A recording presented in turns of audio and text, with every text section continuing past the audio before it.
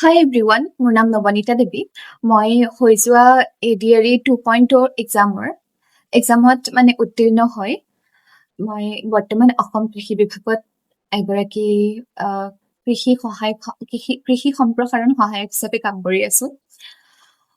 আৰু লগতে মই চেষ্টা কৰিছো 2-এটা ভিডিঅ' বনাই যাবলৈ, কাৰণ মোৰ এইটো পেশ্যন হয়। প্লাছ ভালো লাগে ভিডিঅ' বনাই, আৰু যেতিয়া আপোনালোকৰ সঁহাৰিখিনি পাই যাওঁ, আপোনালোকে যেতিয়া মোৰ লগত ৰিলেট কৰিব পাৰে, তেতিয়া মোৰ আৰু বেছি ভাল লাগি যায়। আৰু এটা বস্তু ভাল লাগে, মোৰ জাৰ্ণিটোৰ পৰা আপোনালোকৰ কমেণ্টৰ পৰা গম পাওঁ যে বহুকেইজনে বহুখিনি কথা ৰিলেট কৰিব পাৰিছে, বহু সাহস পাইছে, গতিকে মোৰ ভাল লাগে।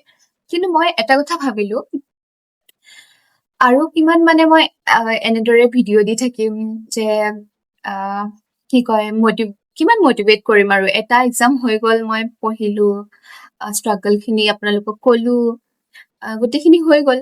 এতিয়া আৰু মোৰ হাতত মোৰ ক'বলগীয়া তেনেকুৱা নাইকিয়া হৈ গৈছে। মোৰ ষ্ট্ৰেটেজি হওক বা মোৰ ষ্ট্ৰাগল হওক, সেইখিনি বস্তুকে কিমান কৈ থাকিম, এনেকুৱা অনুভৱ হোৱা হৈছে।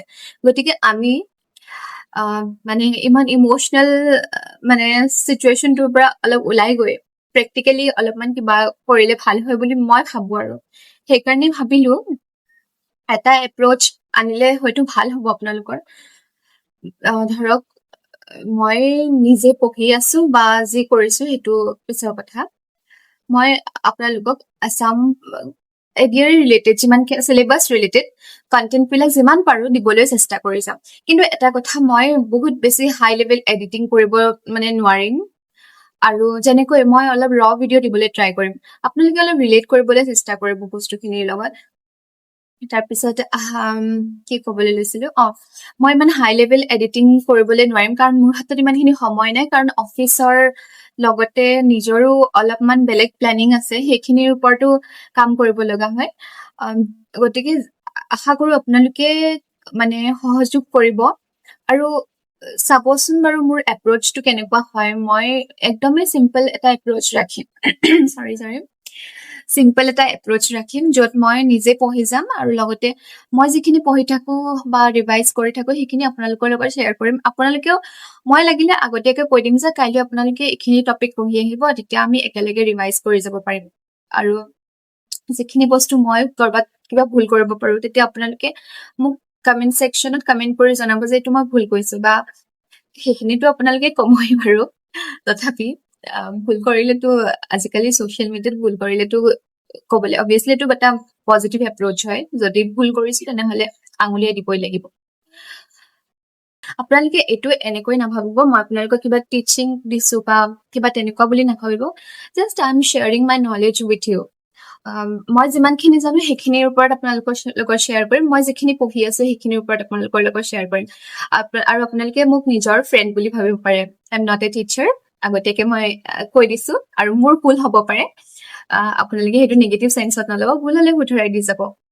কেনেকুৱা নাজানো, আৰু এটা কথা, মই কিমান দূৰ কণ্টিনিউ কৰিব পাৰো সেইটোও নাজানো। কিন্তু এটা কথা, যিমান দূৰেই কণ্টিনিউ কৰিব নোৱাৰো কিয়, যিহেতু ষ্টাৰ্ট কৰিছো, ভিডিঅ' বনোৱা হওক বা এই জাৰ্ণিটো যিহেতু ষ্টাৰ্ট কৰিছো, গতিকে এই জাৰ্ণিটো মই শেষ হবলৈ নিদিওঁ।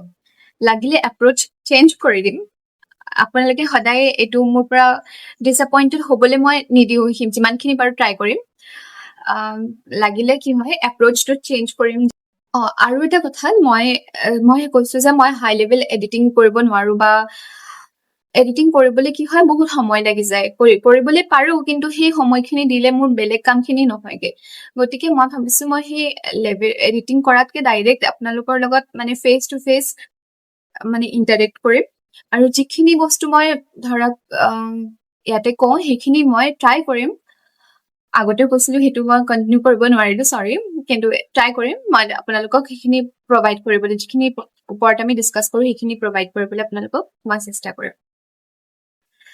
আজিলৈ এই ভিডিঅ'টো ইমানেই। নেক্সট ভিডিঅ'ৰ পৰা আমি ষ্টাৰ্ট কৰো নে এতিয়াৰ পৰাই ষ্টাৰ্ট কৰি দিওঁ? অ'কে, ষ্টাৰ্ট কৰিলো যেতিয়া আমি এটা টপিকৰ পৰা ষ্টাৰ্ট কৰাই ভাল হ'ব। প্ৰথম আমি মাইথলজিকেল এৰাটোৰ বিষয়ে আমি অলপমান 2-এটা কথা জানো। যিহেতু মই বহুত দিন ৰিভাইজ জানে, গতিকে কামাখ্যা দেৱীৰ পৰাই ষ্টাৰ্ট কৰো। কামাখ্যা মাৰ যিটো কামাখ্যা মাৰ কাৰণে নৰকাসুৰে যিকেইটা মানে ষ্টেপ বনাই আছিলে তেওঁ যে ৰাতিটোৰ ভিতৰতে কমপ্লিট কৰিবলৈ বিচাৰিছিলে সেই ষ্টেপ কেইটা সেইটো কমপ্লিট নহল সেই কমপ্লিট নোহোৱা মানে ষ্টেপ খিনিক কি বুলি কোৱা হয় মানে সেই পথটোক কি বুলি কোৱা হয় কমপ্লিট যে নহল সেই পথটোক কি বুলি কোৱা হয় আপোনালোকে কমেন্ট সেকশনত মানে নিজে ভাবিবলৈ ট্ৰাই কৰিব মই আনসাৰটো বাৰু লগতে কৈ দিম আনসাৰটো হৈছে মেখেলা উজোৱা পথ এটো অলপমান ইউনিক এটা কোৱেশ্চন কৰিবলৈ ট্ৰাই কৰিলো তাৰ পাছত নৰকাসুৰৰ পুত্ৰৰ নাম সকলোৱে জানেই হয়তো তেওঁৰ নাম হৈছে ভগদত্ত আৰু ভগদত্তৰটো তেওঁ এজন বহুত শক্তিশালী ৰজা আছিল তেওঁ আমাৰ মহাভাৰতৰ যুদ্ধত তেওঁ কৌৰৱৰ হৈ পেলাই যুদ্ধত মানে অৱতীৰ্ণ হৈছিল যুদ্ধত তেওঁ মানে কৌৰৱৰ পক্ষৰ হৈ যুঁজিছিল এতিয়া কৌৰৱৰ পক্ষৰ তেওঁ কাক মানে বিবাহ কৰাইছিল তেওঁ দুৰ্যোধনৰ ভনীয়েক ভানুমতীক তেওঁ বিবাহ কৰাইছিল এতিয়া ভগদত্তৰ যিটো হাতীৰ আছিল হাতীটোৰ নাম কি ভগদত্তৰ হাতীটোৰ নাম হৈছে সুপ্ৰতীক নৰনাৰায়ণৰ অন্যটো নাম কি আছিল সেই নামটো হৈছে মল্লদেৱ নৰনাৰায়ণৰ সময়ত এজন মানে পৰ্তুগীজ ট্ৰেভেলাৰ মানে অসমলৈ আহিছিলে মানে কোচ সাম্ৰাজ্যলৈ আহিছিলে সেই ট্ৰেভেলাৰজনৰ নামটো কি সেই ট্ৰেভেলাৰজনৰ নামটো হৈছে ৰাল্ফ পিচ এতিয়া আমি হিউৱেন চাঙৰ বিষয়টো আমি সকলোৱে জানো হিউৱেন চাঙৰ এখন বিখ্যাত গ্ৰন্থ মানে হিউৱেন চাঙৰ বিখ্যাত গ্ৰন্থখন কি হয় যাৰ য'ত মানে অসমৰ বিষয়ে উল্লেখ আছে তেওঁ অসমৰ বিষয়ে উল্লেখ কৰিছে সেই গ্ৰন্থখনৰ নাম হৈছে চিউকি কোনজন ৰজাৰ সময়ত প্ৰথম মোৱামৰীয়া বিদ্ৰোহ হৈছিলে আৰু সেই চনটো পাৰিলে জনাই দিব কমেন্ট সেকশনত প্ৰথম মোৱামৰীয়া বিদ্ৰোহ হৈছিল লক্ষ্মী সিংহৰ দিনত আৰু সেই চনটো আছিলে 1769 চন 1769 কোনজন ৰজাই মণিপুৰৰ মানে ৰাণী কুৰংগনয়নীক বিবাহ কৰাইছিল তেওঁ হৈছে ৰাজেশ্বৰ সিংহ এতিয়া হয়গ্ৰীৱ মাধৱ মন্দিৰটো কোনটো মানে পাহাৰৰ ওপৰত আছে এইটো হৈছে মণিকুট হিল আৰু এটা কোৱেশ্চন যোৱাবাৰ এডিআৰিত আহিছিল সেইটো হৈছে যে উমানন্দ মন্দিৰটো কোনটো পাহাৰৰ ওপৰত আছে আৰু সেইটো হৈছে আপোনাৰ ভস্মাচল হিল আপোনালোকে এইটো মানে বস্তুখিনি ৰিলেট কৰি যাব যেনেকৈ মই এতিয়া ক'লো যে কোনটো পাহাৰৰ ওপৰত গতিকে এনেকুৱা কিছুমান বস্তু চাব যিটো মানে কি পাহাৰৰ ওপৰত আছে কোনটো স্পেচিয়েল ঠাইত আছে সেইখিনি বস্তু অলপ চাই ল'ব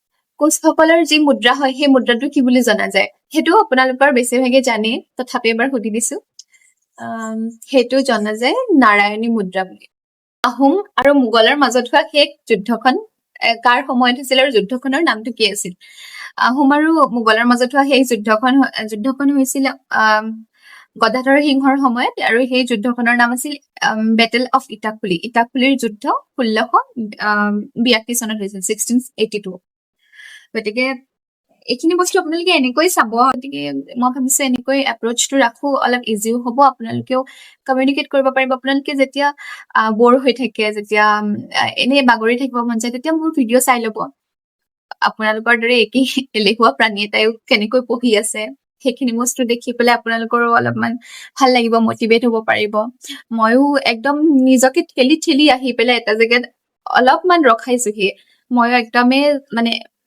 কি কম আৰু বহুত বেছি হাইপাৰ মটিভেশ্যন থকা বহুত বেছি টেলেণ্ট থকা বা একদমেই মানে পঢ়াৰ ক্ষেত্ৰত কৈছো খুব মানে পটককে মানে ষ্টেবল হৈ যোৱা বা পটককে কিবা এটা এচিভ কৰা ধৰণৰ মই নহয় কষ্ট কৰি ষ্ট্ৰাগল কৰি ষ্ট্ৰাগল মানে কি জানে ষ্ট্ৰাগল অকল মানে আমি ফাইনেন্সিয়েল ষ্ট্ৰাগল বা আমি বাহিৰৰ দুনিয়াৰ লগত যে ষ্ট্ৰাগল কৰো সেইটোৱে ষ্ট্ৰাগল বুলি নকয় আমি নিজৰ মনৰ মাজত যোনখিনি ষ্ট্ৰাগল কৰো যেনেকৈ মনটো স্থিৰ লগাবলৈ আমি যিখিনি ষ্ট্ৰাগল কৰো আৰু যেনেকে পঢ়াত আমি কেনেকৈ বহি থাকিব পাৰো সেইখিনি ষ্ট্ৰাগল কৰো, সেইখিনিও ষ্ট্ৰাগলতে পৰে। গতিকে মই এনেকুৱা ধৰণৰ ষ্ট্ৰাগলো বহুত কৰিবলগীয়া হৈছে। গতিকে মই আশা কৰো আপোনালোকেও এনেদৰে মোৰ দৰে কৰি যাব। যেতিয়াই মন যায়, যেতিয়াই আপোনালোকৰ অলপ আমনি লাগে, এনেই বহি থাকিবলৈ মন যায়, তেতিয়া মোৰ ভিডিঅ'টো উলিয়াই ল'ব। বহুত বেছি মানে প্ৰেছাৰ লৈ পেলাই আজি কিবা শিকিম তেনেকুৱা ধৰণৰ মটিভেশ্যন লৈ পেলাই চাব নালাগে। একদম নৰ্মেলি আমি শিকি যাম বস্তুখিনি। আৰু আশা কৰো আপোনালোকৰ এপ্ৰ'চটো ভালেই লাগিব আৰু ভাল লগাবলৈ চেষ্টা কৰিব, কাৰণ মোৰ হাততো উপায় নাই, আৰু আপোনালোকৰো কি ক'ম আৰু আপোনালোকে ভাল লগাবলৈ চেষ্টা কৰিব। আজিলৈ ইমানেই। নেক্সট ভিডিঅ'ত মই ধুনীয়াকৈ ভিডিঅ' লৈ আহিম, মানে ধুনীয়াকৈ মানে কি মই ভালদৰে আগতীয়াকৈ পঢ়ি ল'ম, তাৰপিছত আপোনালোকৰ লগত মই ডিছকাছ কৰিম। এইটো বস্তু বেয়া নহ'ব চাগৈ। আৰু আপোনালোকৰ কিবা কুৱেশ্যন থাকিলে মোক কমেণ্ট ছেকশ্যনত কুৱেশ্যন কৰি থৈ দিব, মই নেক্সট ভিডিঅ'টোত আপোনালোকৰ আনচাৰ দিবলৈ চেষ্টা কৰিম। ঠিক আছে, আজিলৈ ইমানেই। আকৌ লগ পাম মোৰ নেক্সট ভিডিঅ'ত।